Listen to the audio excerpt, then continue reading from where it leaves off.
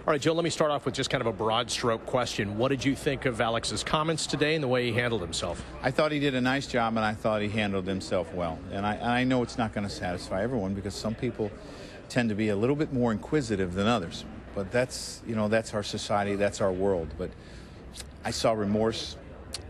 I saw a heart that wished that he didn't do what he did, that felt like he made a mistake, was apologetic to his teammates and was reaching out to his teammates, and a man that wants to move forward and make a difference from his mistakes. You talked about what he did. If we listen to what he said today, there seemed to be some recklessness with that. As a former player and now his manager, does that concern you that an athlete who takes such good care of himself was, by his admission, reckless in what he took? Well, I know for me personally, I was probably more reckless at 24 than I was at 34. And now at 44, I'm probably less reckless than I was at 34.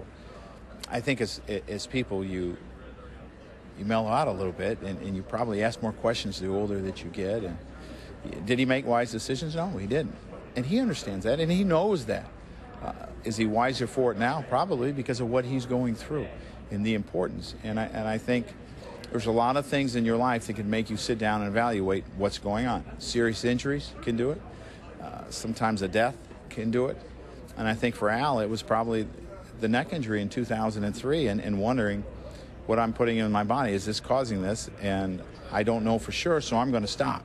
And I think for Al, that was probably a turning point in that situation. He talked about having to earn trust back. I think you could probably apply that on a variety of levels with fans, with his teammates. He talked about his teammates and got emotional at one point. Has he addressed his teammates, or will he have the chance to? Everyone has a chance if they want to do it. I would never hold that chance back from anyone. Have we asked him to do it? No. Obviously, a player has to feel comfortable in doing it and wanting to do it if he wants. And I don't think it really makes a difference if he does it or not, because a lot of players will choose to do it one-on-one, where they'll go put their arm around this guy and say, hey, you know what, thank you for being there and supporting me. So for me, to hold a team meeting so one player can address the club is up to him. Do you think this can be a polarizing moment for this team? I think this is a moment that can bring this club closer together, and that's an important thing because we have new faces.